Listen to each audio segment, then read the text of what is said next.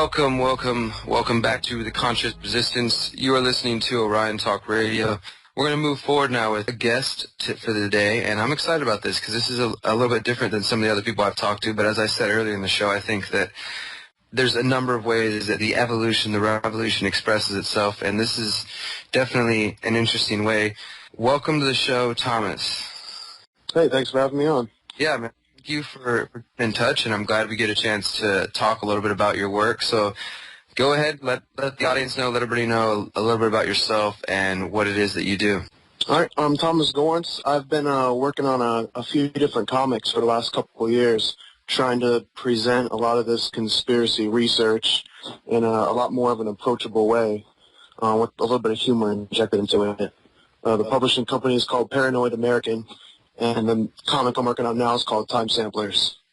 Time Samplers. So, okay, you told me a little bit about it, but so what is the basis for Time Samplers? The basis is that the main characters are sort of sick of hearing all the rumors about what conspiracy theories might be about and who said what, and they decide they need to see firsthand for themselves to really get the truth out of it. So they create this sort of a time travel machine, although it kind of creates a copy of time, so they don't actually alter any of it, so kind of bypass all the paradoxes that have been established over the years. And they go back in the first issue to Jekyll Island around 1913, right when like the Rockefellers and the Morgans were all getting together to sort of plan the Federal Reserve, and we sort of break into it at that point. Oh, nice. So you start right there in the heart of it, right at the creation of the Federal Reserve. Yeah, I was trying to go a little bit further back, but I think the classic sort of post-Victorian Americana was a really nice kind of breeding ground, because that's when all the robber barons and the oil barons all sort of got their start. So I kind of want to approach it as our start. Awesome, man. Well, I really like that. I'm looking at the art here, checking out the website. The website's timesamplers.com, by the way, guys. Check it out. Look into the comic. And you said you're releasing it through Paranoid American? Is that your...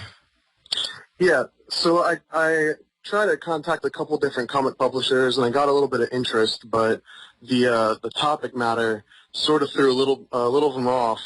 As you can imagine, some of the other concepts that I wanted to go into revolve around like MK Ultra and the Franklin scandal, and they get a little bit more seedy as it goes. So I get a lot of raised eyebrows and a lot of editing down they wanted. So I really decided I just needed to publish it myself for now and kind of go from there. So that's where Paranoid American came from, sort of out of necessity. Nice. So you're self-publishing at this point. And so how many issues of Time Samplers have there been? Is it 3 or is it 2 so far?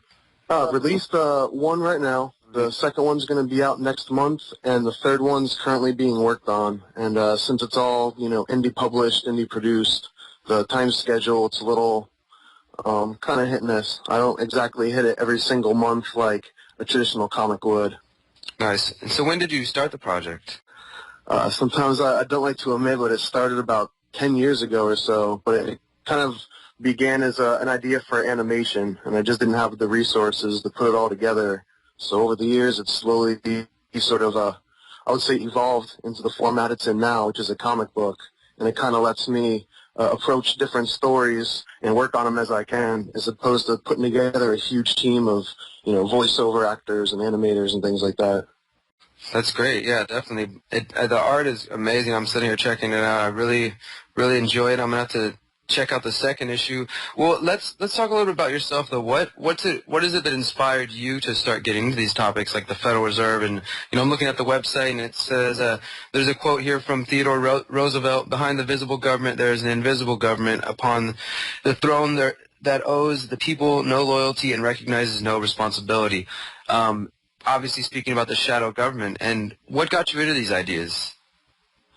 I think I was always sort of attracted to it. I actually was in the military for a while, and I met a couple people in there that just told me all kinds of off-the-wall stories, and I started getting more into, like, Alex Jones. This is around 2001. I was actually in boot camp when 9/11 happened, and we were kind of kept in the dark for a good 2 weeks. I didn't even know what had happened that entire time, and when I got out and actually started seeing the news reports and realized that I had just been kept in the dark, it was sort of a weird awakening moment.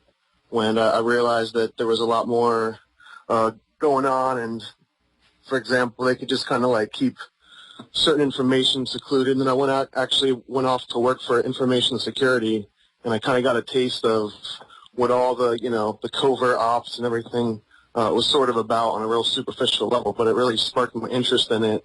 And to be honest, a lot of people that I knew weren't interested in watching 6-hour documentaries by Jordan Maxwell or reading, Manly Paul manuscripts for months on end. So I was constantly trying to find a format that I can make all this information real digestible. Yeah, and you've definitely done it with this, man. So I'm also looking at some of the links here. VigilantCitizen.com. I think I really enjoy that site as well. And for the listeners who don't know, Vigilant Citizen mainly focuses on the media and some of the occult symbolism and things like that. Is that something particularly that you pay attention to, Thomas?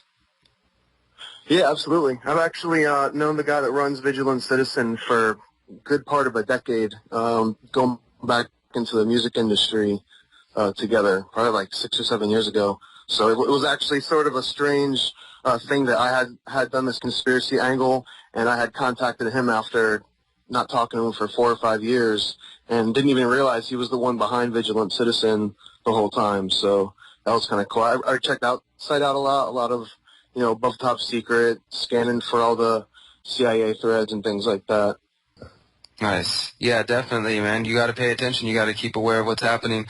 Well, I appreciate you taking some time to come talk with us, man. So anything else that you want to let our listeners know about the project, any other things you've got going on, please feel free to do so.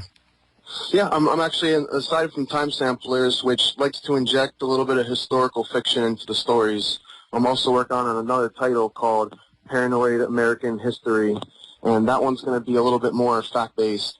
So, for example, I've got one story about Walt Disney and Nazis, basically not directly through paperclip, but he basically hired a bunch of Nazi scientists like Werner von Braun and Heinz Haber, and they became extremely popular through Disney's TV shows, although these were both Nazi rocket scientists. So that's one that I'm working on. Another one is about Operation Midnight Climax, and one that I'm going to be wrapping up at the end of this month is about the JFK assassination tied into the guy that found magic mushrooms, Gordon Wasson, and how that ties into J.P. Morgan and CIA and Century Club. And I'm really excited to show a little bit more about that. One of the things that I found is a lot of this stuff is really hard to express in words alone. So again, this comic format helps kind of put all this information really easy to digest. Yeah, you're right about that. I really appreciate that, man. You're doing some good work here, and definitely these are topics that need to be explored. And plenty of people out there enjoy the medium of graphic novels, of comic books, and are going to be able to find the message that way. So I appreciate your work. Thank you for coming and talking to us, Thomas Gorence of Paranoid American with Time Samplers, the comic. And so go to paranoidamerican.com, timesamplers.com. Check it out. Thank you, Thomas. Thanks so much, man. I appreciate you having me on.